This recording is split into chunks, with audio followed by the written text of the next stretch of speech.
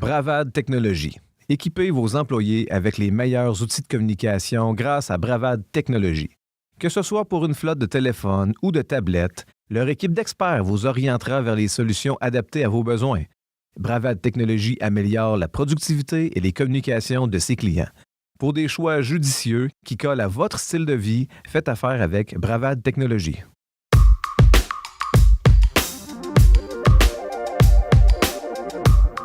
L'APPQ vous donne accès aux coulisses du syndicalisme policier. Découvrez la force de l'association. Voyez comment elle travaille en synergie avec ses membres et ses partenaires.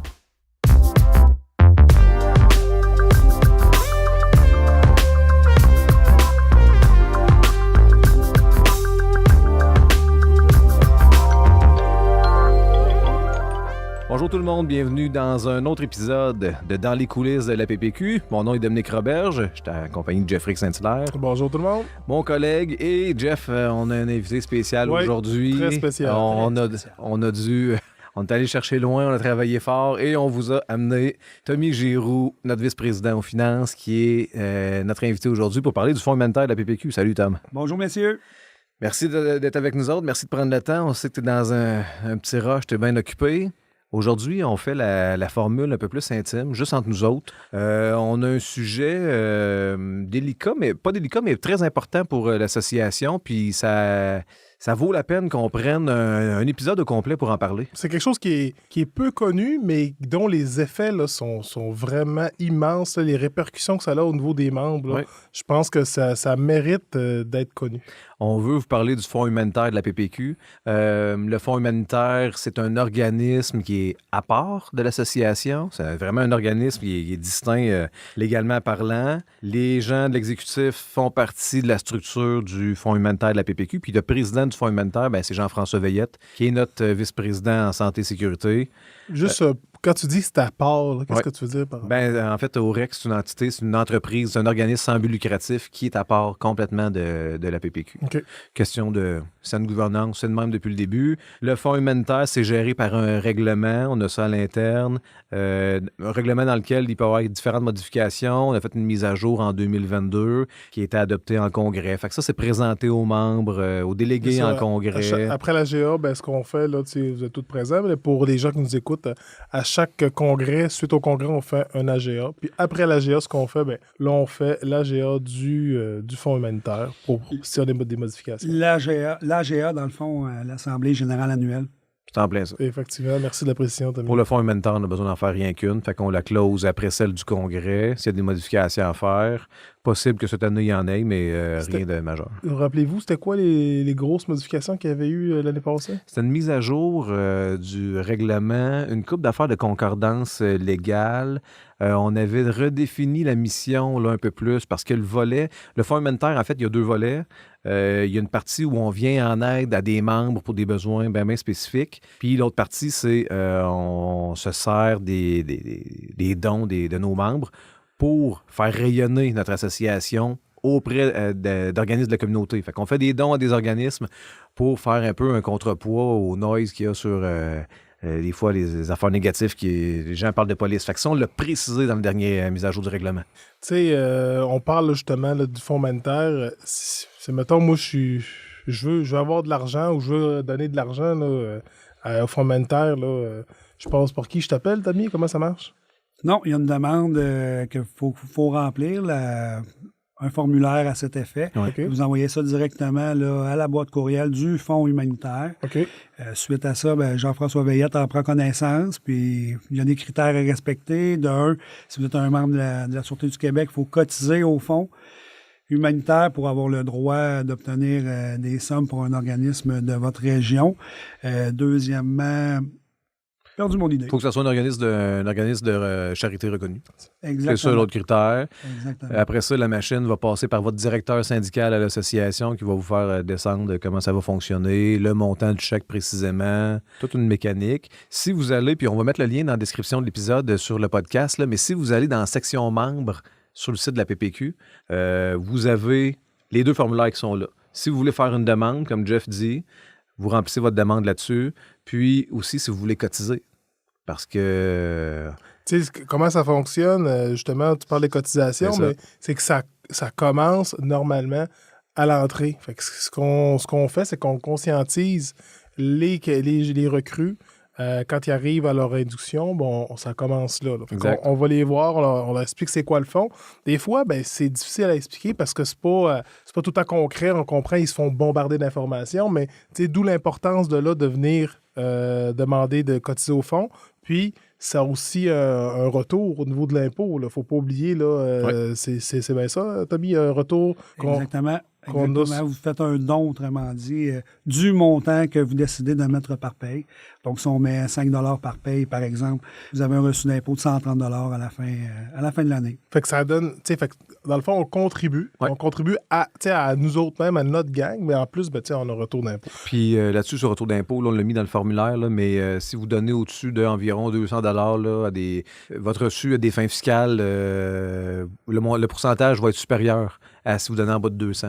Fait qu'il y a une twist là, fiscale. À donner plus que 200. Exactement. Exemple, c'est possible que ton don à 180 $ par année soit un peu moins rentable que si tu en donnerais 220. L'autre chose, puis j'espère que c'est ça qui va arriver à la fin du podcast, que là, on va dire, ouais, moi aussi, je pourrais aller donner. Je ne l'ai pas fait depuis des années. Ben, vous pourrez aller sur le site de la PPQ, d'aller remplir le formulaire puis dire, ben regardez, après avoir écouté ce podcast-là, les gars, t'es tellement bon que moi, je veux donner aussi pour contribuer à notre gang, aux causes qu'on a. Puis, justement, tantôt, on va vous parler des causes à lesquelles on donne. Puis, des fois, ce qu'on veut, c'est des images. Hein? Une image vaut 1000 mots.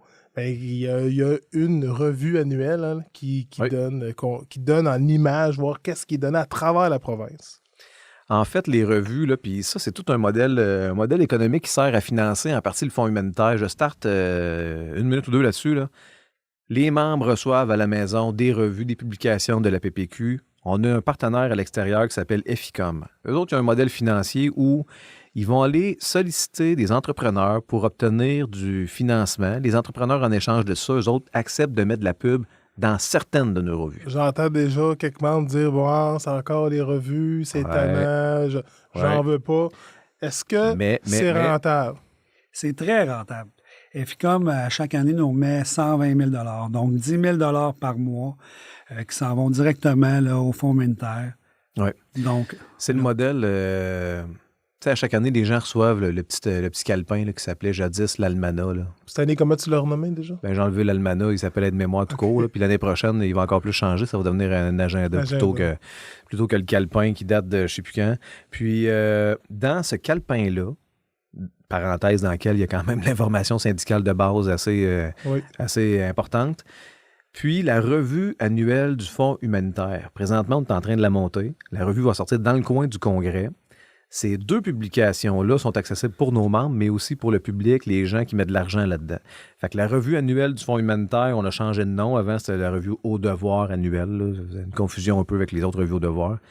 Là-dedans, c'est les bons coups qu'on fait. Comme association, les bons coups que nos directeurs, que nos directrices font dans les districts, les fois où nos directeurs, directrices vont s'impliquer dans des organisations X, Y, Z, les bons coups que les membres de la PPQ font sans nécessairement passer par le fonds humanitaire, mais qui vont donner un coup de main dans la communauté. Le but, c'est de nous faire rayonner ce qui est fait de positif par nos membres. Il y a ces modèles, il y a ces deux revues-là qui nous amènent des revenus. Ces modèles-là de revues servent à financer nos deux revues annuelles Au devoir, dans laquelle il y a de l'information syndicale, puis ça s'adresse juste à nos membres, puis la revue CRDP du Cercle des représentants de la défense des policiers, dont il y aura un épisode d'un podcast un peu plus tard. Mais comme Tom dit, ça nous amène des revenus récurrents chaque année, ça va dans le fonds humanitaire de la PPQ, puis ça nous aide à rayonner. J'aimerais ça, juste pour donner des cas concrets, mettons, qui nous ont marqués, là. Y a-tu... moi, j'en ai en tête, là, mais je voudrais t'entendre, Tommy, y a-tu un cas, toi, qui t'a marqué par rapport au fond, puis t'as dit, une chance qu'on a eu, ce fond-là, c'est venu aider quelqu'un de notre gang. Oui, un cas qui me met en tête depuis le congrès de 2022, en fait, c'est un de nos membres qui, dans sa vie personnelle, est allé faire du vélo. Qui était dans ton district, du Grand Quartier Général. Exactement. Puis, il s'est blessé, il a perdu l'usage de ses jambes. Puis, avec le fonds humanitaire, on a pu l'aider à s'acheter un vélo adapté pour qu'il puisse continuer sa passion, pour qu'il puisse bouger, qu'il puisse s'amuser de nouveau. Donc, c'est aussi à des causes comme ça que le fonds humanitaire peut nous servir concrètement? Fort probablement qu'il n'aurait pas pu avoir le vélo, là, si ça n'aurait pas été du fond, c'est ou ça aurait des été coûts difficile. supplémentaires, puis il n'y a pas d'organisation, il n'y a pas de soutien qui paye ça nécessairement. Fait que qui de mieux que ses collègues puis sa gang pour lui donner un coup de main, c'est vraiment important. Sinon, moi, je pense, quand j'étais vice-président santé et sécurité puis que je m'occupais du fonds humanitaire, on avait un collègue dans le coin de Repentigny, un collègue motard qui est parti après un véhicule, puis finalement, ça s'est mal fini. Et le véhicule, il a fait perdre contrôle, puis le véhicule est passé dessus. Fait que là, il y a des gens qui peuvent dire à première vue, ben écoute, il y a de la CNSST là-dedans, tu sais, stabilité de revenus avec l'employeur. En quoi le fonds humanitaire vient aider? Ben, c'est parce qu'il y a un paquet de dépenses qui sont pas couvertes. Puis CNSST ne paie pas tout, puis il y a du confort à aller chercher, des façons, des outils pour améliorer sa récupération. Fait que le fonds humanitaire, on a donné un coup de main solide pour supporter cette personne-là. C'est quelqu'un de notre gang, puis on donne un coup de main. Là. Ben, un peu dans la même veine que tu disais, au niveau de la CNSST, mais moi, quand j'étais directeur, il y avait une policière qui, dans le coin de la Beauce, là, qui s'était fait tirer. Puis suite à ça, ben, dans la même période que tu... Pas mal la même année. C'est ça le cas que tu as dit là. Ben, on les avait accueillis, tu es venu nous raconter l'histoire. Là. Moi, je la connaissais, l'histoire, là, mais ils sont venus nous raconter. Puis En congrès. C'est ça, durant le congrès. Puis ça a venu démontrer l'importance. Puis ça vient toujours nous chercher, hein, parce que c'est des cas, ça pourrait être moi, ça pourrait être un collègue, un ami, quelqu'un. Fait que, tu sais, le fonds humanitaire vient vraiment en aide, tu sais, pour divers, au niveau budgétaire, pour des fois compenser ce qui ne l'est pas, soit c'est nécessité ou par l'employeur. Là. Vraiment, au lieu que les gens se cassent la tête des fois, puis tu sais, par souci de conserver leur identité, on les nomme pas, là, mais on reparlerait à ce monde-là aujourd'hui, puis c'était clair qu'ils avaient vraiment aimé le soutien, puis pas juste l'aspect financier, là, mais le soutien symbolique, là, psychologique, de dire la solidarité, la solidarité du congrès, puis la solidarité policière là, qui soutient ses membres. Fait que ça, c'est le volet avec nos membres, puis à l'externe, là, on peut nommer des organismes à qui on donne des sous à chaque année, dont, en premier lieu, la Vigile. Exact. On leur a parlé, la Vigile, ils dépendent des dons. Dans un podcast précédent. Oui. On donne beaucoup de sous à Vigile, puis c'est vraiment apprécié par nos membres. C'est un service fondamental, puis ils dépendent de nos dons pour survivre. Fait qu'on donne à des organismes, sinon, dans chaque district, des grandes causes. Puis je vais aller vers là un peu, là, justement, tu sais, on s'entend qu'on fait plein de restructurations à l'interne, ouais. Puis on s'en va vers une restructuration, tu as mis aussi au niveau là, du fonds humanitaire, puis on sait qu'il va falloir, à un moment donné, se trouver, je pense, comme des causes soit or, argent, bronze, de trouver des causes dans la province. Fait que, tu sais, je voudrais qu'on parle un peu de ça, là, vers le virage qu'on veut s'en aller pour pouvoir dire, ben, regarde, on va venir supporter des causes qui nous sont chères. Puis, Dans le fond, nous autres, qu'est-ce qu'on aimerait avec le fonds humanitaire? C'est vraiment aller chercher des causes qui vont rallier l'ensemble des membres de la Sûreté du Québec. Des causes majeures pour faire rayonner le fonds humanitaire, mais aussi l'ensemble des membres de la Sûreté du Québec. Là, on y va plus dans le micro, on y va souvent dans le local, on donne de l'argent dans chaque district. Ça, on veut continuer aussi à le faire, mais on aimerait ça s'associer puis trouver des causes là, vraiment là, provinciales. Ça serait... En même temps, c'est d'où l'importance d'avoir toujours des membres qui contribuent au fond, là, parce que c'est ça qui fait l'effet levier à la gang. Là. Oui. Puis nous, cette contribution-là qu'on donne, ben, veut pas, elle devient significative pour les causes qu'on va trouver. Dernièrement, là, on a eu le VP Jean-François Veillette qui, pour la cause, a sauté à l'eau. Des villes d'ours polaires c'est ça. dans le canal de la Chine. Qui était pas... ça a l'air que c'était froid un peu, mais... Moi, c'est plus le canal de la Chine qui m'a inquiété, mais ça a l'air que c'était froid aussi. Mais c'est ça, c'est une cause, tu sais, parmi tant d'autres qu'on... Olympiques spéciaux. C'est ça, exactement. À Québec, il y en a d'autres. Même chose.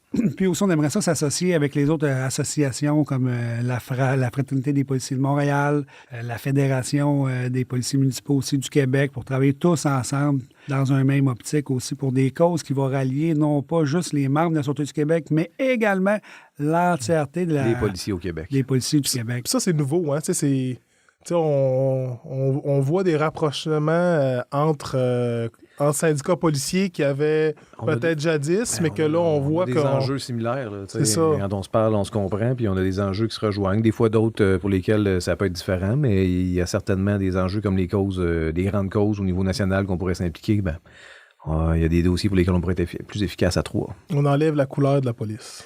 Écoute, Jeff, tantôt tu me faisais penser les cotisations des membres ou la souscription. Il y a 2 semaines, j'étais allé en induction faire remplir les formulaires. On rencontre les policiers quand on va là. C'est super intéressant. On a un paquet de sujets à jaser. On n'a pas beaucoup de temps, mais effectivement, ça leur fait bien du stock, comme tu dis. On a perdu l'équivalent de 2 ans à peu près d'induction dans le cadre de la pandémie. Ouais. Là. COVID, là, on n'a pas rencontré notre monde. Fait que là, quand j'étais au Fonds humanitaire, ce qui arrivait, c'est que on avait 200, 220 de gens qui partaient à la retraite à chaque année, mais on n'avait personne qui rentrait parce qu'on n'allait plus rencontrer notre monde. Fait que là, il a fallu travailler fort, faire un petit blitz pour aller récupérer une partie de ça. Là, ça va. Puis aussi, okay, vous avez beau souscrire au Fonds humanitaire depuis 1 an, 10 ans, 15 ans, 20 ans. Moi, quand je suis rentré dans la Sûreté en 2001, on nous a fait remplir les formules, puis ils disaient « Donnez votre pièce par paye pour le Fonds humanitaire. Si tout le monde donne une pièce, ça va faire une différence. » Mais dites-vous que votre pièce de 2001, elle vaut moins cher qu'une pièce aujourd'hui. Fait que même si vous donnez déjà, votre salaire a augmenté aussi en conséquence. C'est peut-être le temps, des fois, de faire un petit update, d'aller remplir le formulaire puis remettre ça à jour. Parce que je vous le dis, quand je reçois les feuilles de la Rémun de la Sûreté, il y a des gens qui sont à l'embaucher depuis longtemps, là, mais il y a des gens qui donnent des 25 cents, des 50 cents parce qu'à l'époque, c'était ça qui était rempli sa formule, puis ça n'a pas été mis à jour. Mais c'est correct, mais on... D'où l'importance que là, on va mettre le lien dans le podcast. On va le mettre le lien sur nos réseaux sociaux aussi pour venir modifier si vous le voulez le modifier. Puis aussi, ce qu'on va mettre, c'est on va mettre le lien pour les revues. Fait que vous allez pouvoir voir c'est quoi ça donne, l'effet concret, l'impact que ça a. Exact. Puis vous allez voir, il n'y a pas juste une cause, là. Il y a plusieurs là, pour qu'on arrive à produire là, une revue avec ça. C'est que vous avez donné à plusieurs endroits. Ah, vraiment, vraiment. Ça va à peine, c'est super apprécié. Les commentaires qu'on reçoit, au-delà de l'argent qu'on donne, les commentaires puis l'émotion qu'on reçoit, c'est de toute beauté. Ensuite, fait que Jeff, tu l'as expliqué comment on donne au Fonds humanitaire. On a reparlé de la vigile. En conclusion, messieurs, avez-vous de quoi rajouter là-dessus? Je pense qu'on vous avez compris que c'est important d'aller donner. Si vous ne donnez pas, allez donner. Si vous donnez, regardez dans, voir, puis faites donc une pierre d'un coup, donnez un petit peu plus que 200 pièces. Le gars de l'argent est devant moi, puis il dit que ça rapporte pour l'impôt, là. Parfait. Fait qu'en conclusion, Jeffrey, tu l'as dit, les liens sont dans la description pour demande au Fonds humanitaire, pour souscrire au prélèvement automatique du Fonds humanitaire. La revue. La revue aussi, la revue du Fonds humanitaire, qui va être accessible au public aussi. C'est ça. Les autres documents vont être dans la section membres. On va rajouter aussi le lien pour la vigile, parce qu'on en a parlé en long et en large, puis il y a des gens qui donnent aussi directement à vigile. Ça fait le tour. Merci, messieurs. Merci, Jeff, encore une fois, pour merci à toi aussi. Merci à Tommy. Merci, Tom. Ça a bien été. Ça me fait plaisir, messieurs. T'es prêt à revenir? Je suis prêt à revenir. Le mot de la fin, c'est très, très, très, très important de participer au Fonds humanitaire parce que c'est qu'est-ce qui nous fait rayonner en tant que policiers à travers le Québec. Très bien dit. Bon mot de la fin. On retient ça. Merci tout le monde. Merci d'avoir été là. Vous pouvez vous abonner au podcast. Allez cliquer dans la description. Chaque mardi, hein? Chaque mardi, on le répète, on vous sort un épisode. Vous venez nous voir la semaine prochaine. Sur ce, bonne semaine.